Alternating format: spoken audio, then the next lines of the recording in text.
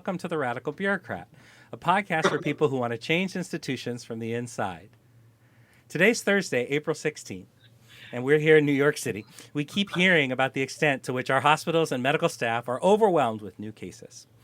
I've mentioned a couple times that my wife, Lisa, who's everything to me, is a nurse. She's also a designer, and it's complicated. She basically helps train and develop materials for training for home health aides at a very, very large organization. We share stories every day about what's happening. We help each other to process and make sense of it all. And we who have colleagues on the front lines of this crisis know what is happening right now. We know what's up with PPE. We know what's happening in hospitals. We know not only hospitals and nursing homes are being hit hard, but that many people have been turned away, have been afraid to go to nursing home. Have been afraid to go to the hospital at all. And that many frontline healthcare providers like home health aides or nursing assistants or doulas, many healthcare providers and caring professionals in our communities are the people that we rely on. And really the people who are elders, our new mothers, our growing families depend on. And one of the stories of the virus that's received a little bit of attention is about what birth and delivery looks like during this pandemic. That's right. And I know for a fact that pregnant parents are experiencing an extra level of stress right now. I know that because my wife is a birth worker and business owner in the field of birth support. And guess what, listeners? We're having her on the show today. Oh, I wish I had the ba-ba-ba. That would be the right sound effect. So Naima Beckles is here. She is my partner, my best friend, the mother to our children, and just a tremendously wise and kind person. Professionally, she's the owner of For Your Birth, a company that provides doula services during and after birth, breastfeeding support, childbirth education courses, and on-call consultations. And an explanatory comma for those that don't know what a doula is. Doulas provide all kinds of support for the mother prior to, during, and after labor and delivery. A common way of explaining it is that doctors or midwives take care of the mother from the waist down, but doulas provide the support from the waist up. Yeah. Naima often says I am a great cheerleader for her, and I do so with pride. So check out their website at foryourbirth.com and follow them on Twitter and Instagram at foryourbirth. I'm so grateful for every interaction that I get to have with Naima. Yeah, the way that her and Sam have welcomed our family into their lives. When we were first thinking about this idea of having a family, of trying to get pregnant, which is a first world problem, right? Like we have this whole construct around us that allows us to be very specific about when we want that to happen. Man, Sam and I were just recording these pods, just experimenting with like how we sounded on a microphone, which is horrifying. And then Naima extended this abundant wisdom and guidance about this whole birthing process. And then as Lisa and I went through the process, mainly Lisa went through the process, and I observed and tried to be helpful. That anxiety that I think is just natural, that everybody goes through, it really helped those moments where Lisa said, oh, yeah, I talked to Naima about this. Oh, yeah, I talked to the doula the other day. She was here. Oh, yeah, that's okay. We can worry about the next thing on the list of 100 things that we're worried about every day, right? That's what I mean by the caring profession, right, is this idea of like, let's take care of people, right, the whole people. So I'm so grateful, Naima, for your impact in our life. And after all of that intro, how are you doing? How are you doing today, Naima? Thank you for the warmest of intros to you both. And today I'm doing really well. I feel really good today. I'm really happy to be here talking to you both. So thank you again for having me. Well, I already know how you're doing because we spent the whole day together and every day, all day. We still have to ask each other how we're doing. That's right. I thought exactly that. Yep, that's right. Still have to check in though. Yeah. Okay, so Naima, a lot of people may think that your business can go on as usual, right? Because birth doesn't stop. Everyone's giving birth all the time. And so they think, all right, so childbirth services, that must be a field like grocery stores where you guys are doing fine. You're just moving ahead, right? But you've told me that that's not really the case. So can you lay out what's a challenge that you're experiencing right now in terms of how your work is going in this field of birth support? One challenge that we always face is educating the public around what a doula is and what a doula does.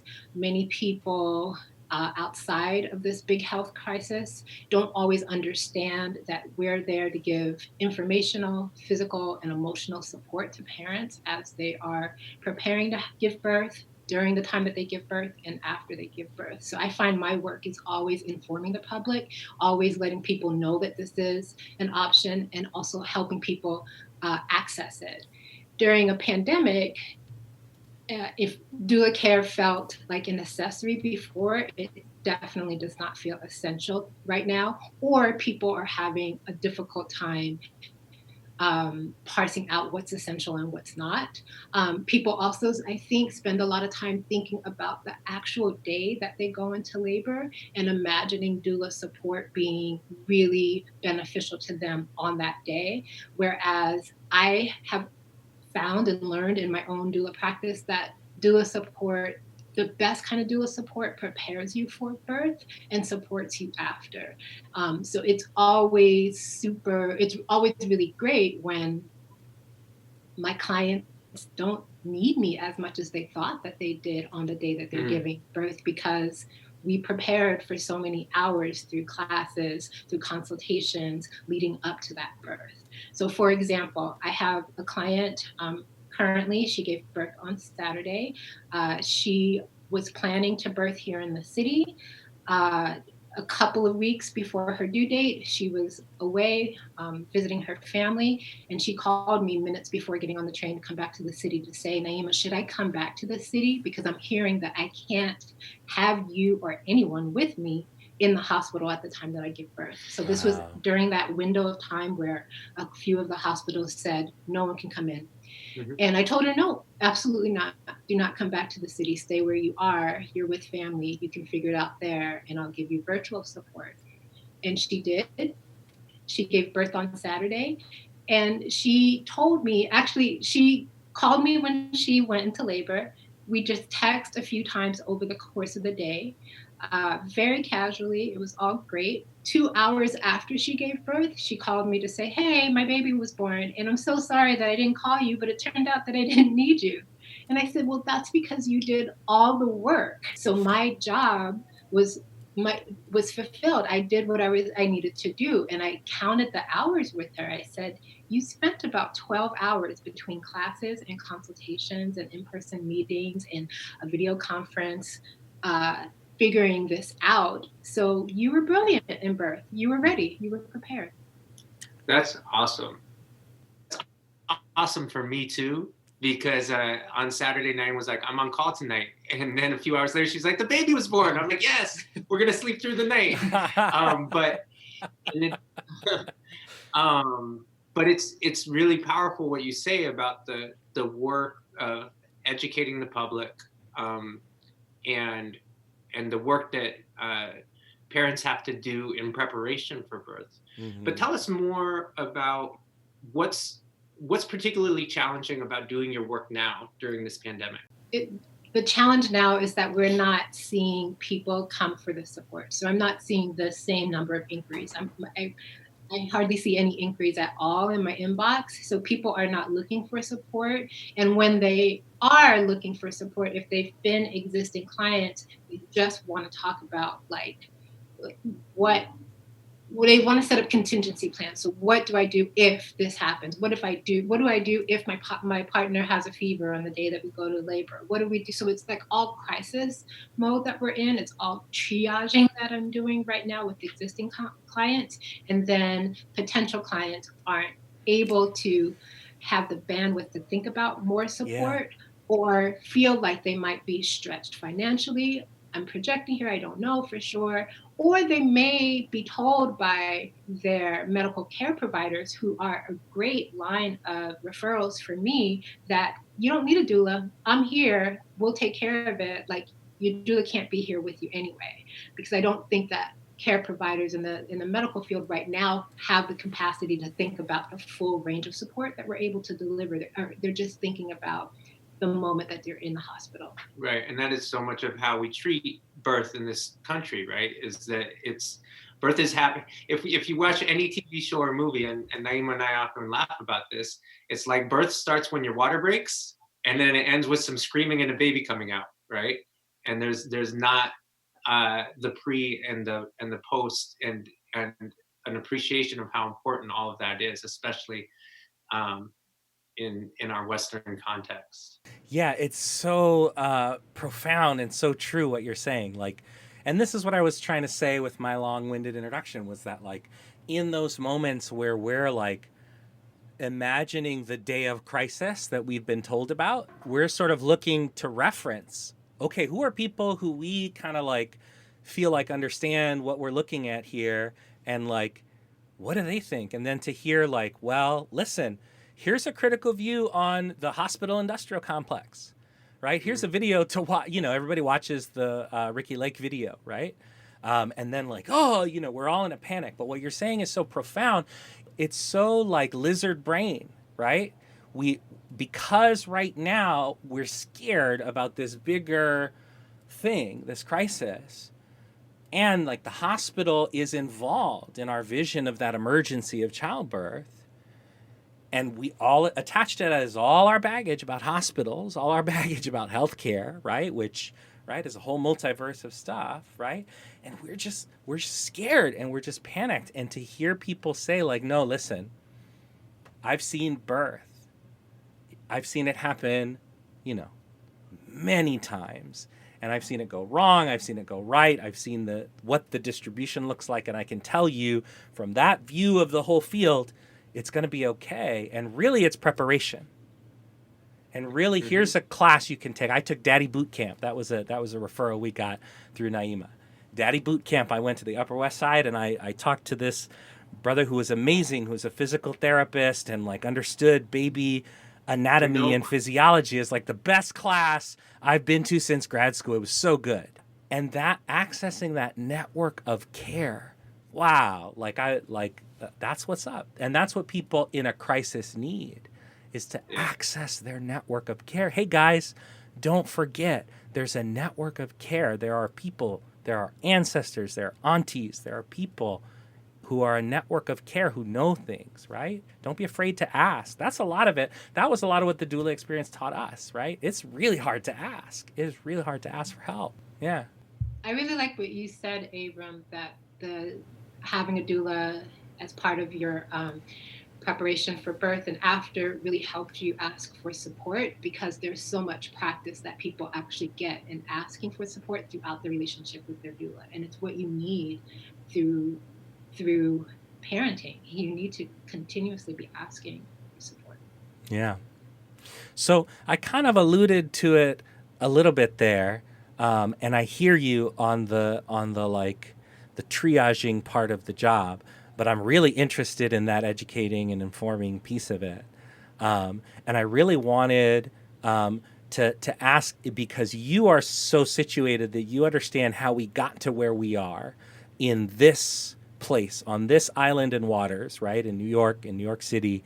How do we get here where babies are delivered the way they're delivered in hospitals? So we are here, and I think what you're asking is like, how is it that we're thinking about what to do with people birthing in hospital? Because people, if you look, you just stretch back 300-400 years, people haven't always birthed in hospitals, but we don't always think about that. We assume that the hospital is the place to give birth because there was a huge campaign in this country, and it carried on to other places in the world, to move birth from the home to the hospital. So it's only been about 100 years that birth has been in the hospital and attended by physicians. It used to be, and it still is, but not at all in wide numbers. It used to be that midwives delivered babies, and midwives came to your home. They provided your prenatal care there. They were called, and We're there to catch babies. And midwives are very careful to say that they don't deliver babies because it's the person who's birthing the baby is the person who delivers the baby. So we kind of bump up against the patriarchy when we use the language of delivering the baby. It's the birthing person who delivers the baby. In Spanish, like the translation of giving birth is giving light, right? So the person birthing is bringing the baby to the light.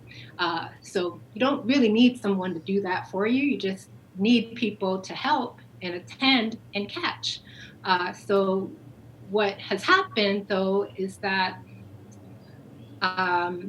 obstetricians, first just physicians, but then later obstetricians whose role in birth is really important because they're there to handle the emergencies. And emergencies in birth often result in surgical deliveries, cesarean births. And it's great to have that expertise at hand during birth.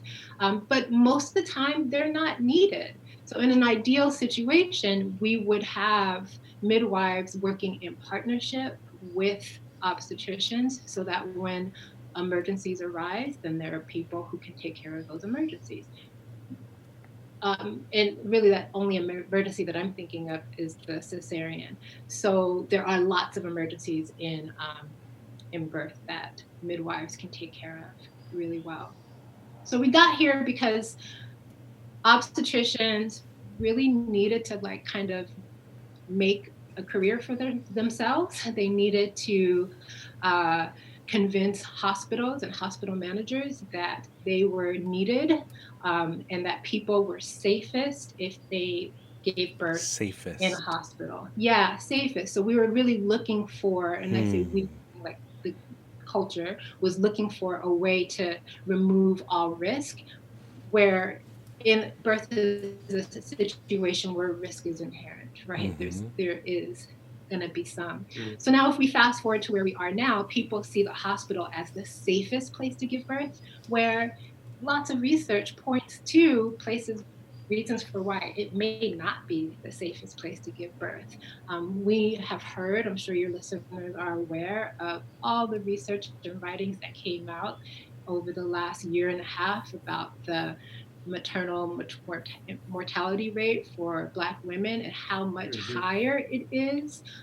Those are women who are birthing in hospitals. Those are not women who are birthing in their homes. That research comes from what medical, the current mainstream, normal, quote unquote way. And it just goes on and on. Another example is that our cesarean rate is 33%, which is unhealthy. Like the World Health Organization says that a country and a developed country like ours ought to have a cesarean rate of 10% or less in order for birth to be considered like healthy. So we are far beyond. So when we were born, a generation and a half or two ago, the cesarean rate in our country was about 10%, and now it's skyrocketed to about 33%. It's higher, it's about 35% in New York City and the surrounding area. So that's really helpful context. Yeah, thank you. What has happened now since this crisis began? I know that initially some hospitals said that mothers could not have any support people. Yeah, that was a big story. Yeah, I think that's shifted. But like, can you tell us like what's been happening over the last month here? So in New York City, a couple of private hospitals banned all support people from the hospital. So people who were in labor had to go in by themselves, deliver by themselves, and leave alone. The state stepped in and issued a firm order or recommendation, really, that should not happen. And thankfully, the hospitals that put up that ban have taken it away. So people who are giving birth can have one support person with them, and that support person can be a person of their choosing. They can bring in a doula, they can bring in a family member. That person will likely be tested for fever. They'll get a fever check at the time that they enter the hospital, and if they don't have a fever, they'll be permitted in. So we're in a place now where the birthing person can at least have one partner with them in labor, which is good. I mean, that's what we want to see happening.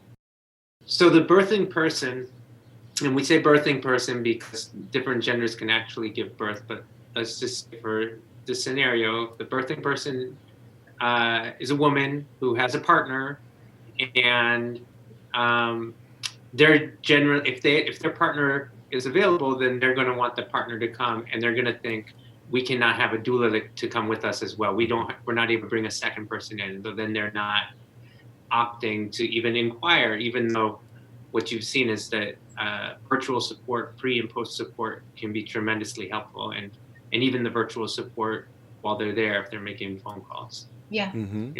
Yeah. There's so much anxiety in this process, and being able to access that care, right, is not confined to this like little room that is confined to the authority of this system that places one king at the top of a mountain in charge of the room that only certain people are allowed in and out of and under the conditions prescribed by the chief of medicine or whatever. And like, okay, fine. I want modern medicine. I want antibiotics and stuff. That's how we say it around the house. I want antibiotics, but also like being able to think about the agency in those moments, right? The agency of the various cast of characters that are available. And really, I think the most important thing is being able to access a perspective before this one moment, right? You've got these months and weeks, and how do you get this information to people these months and weeks in advance? You know, how do people access the help and the support that they need, whatever the circumstances of access? How do we get people to access those things ahead of time? This is just the beginning, and we want to ask Naima before she goes what we ask all our guests, which is, what is one thing that is bringing you a sense of calm in the midst of this storm? That's a really good question. So I feel really great today because I was this week brought into a group of really lovely, warm, hardworking, passionate doulas of color across the country who made a fun video together. Mm-hmm. We joined in on the Don't Rush Challenge. And that video I've watched about a half a dozen times or more already. And it just makes me so happy. Today is also the final day of Black Maternal Health Week. And so there's been lots of celebrations online, just lifting up women of color, Black women in particular, around what we are doing as women, as mothers, as parents, as support people, and how we're making it through. It's not all doom and gloom. We're making it through. So can we retweet that video that you all made? Yeah. I bet we could. Okay, so I bet we could. On our Twitter, and I'm sure it'll be up at For Your Birth also, right? Absolutely. All right. Thank you, Naima. Yeah, it was so good talking. It was so good talking. To the New York Island, todo para todos, nada para nosotros. This land was made for you and me.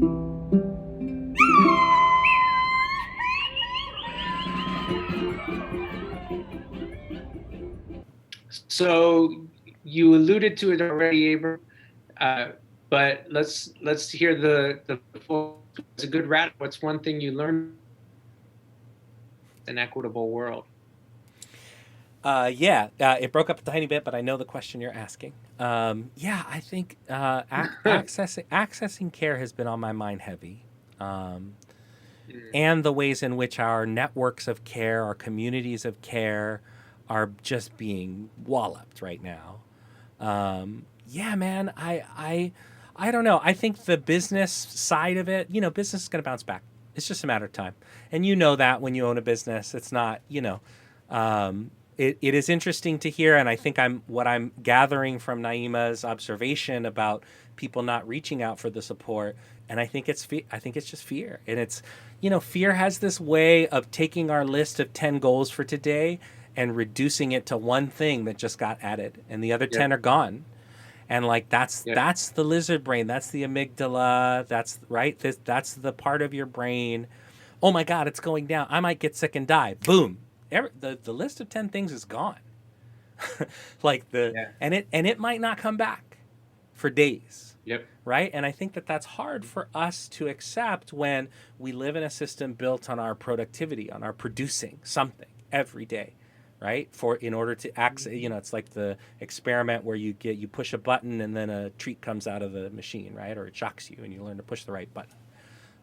So like we live in this system and we have these dreams and we have children because we have these dreams, right? Of like having a family, of extending the generation, of passing something down from our ancestors, and we have no choice but to do it in this space that's built for us by not all of our ancestors, by only a very few of our ancestors who built and designed this system, and really not necessarily for everyone. And that, in some ways is the work. That's kind of what Dan was saying yesterday.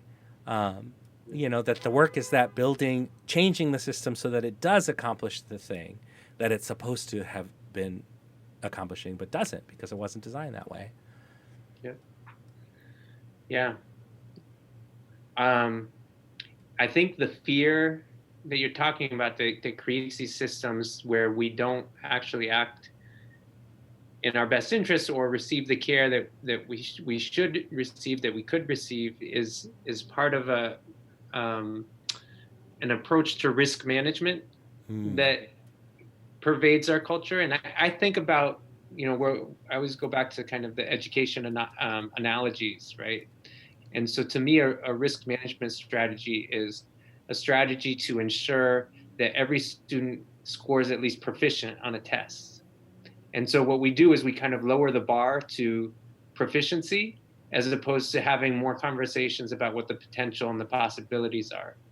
And it's like, in the birthing world, the bar has been lowered to, did the baby and the mother survive? Because if the baby and the mother survived, it doesn't matter what their birthing experience was, right? Everybody's healthy in the end, right? They're physically healthy. And that then has all kinds of unintended consequences and actually ends up leading to, as Naima said, worse outcomes, even for the thing that we're supposed to control for. And it takes a major shift to, it either has to happen over a long period of time, or there has to be something that is the catalyst for a major change, so that we don't think in those terms anymore and we redefine what's important. Hopefully this is it. Yeah, I mean, maybe this is it. Maybe this is the catalyst.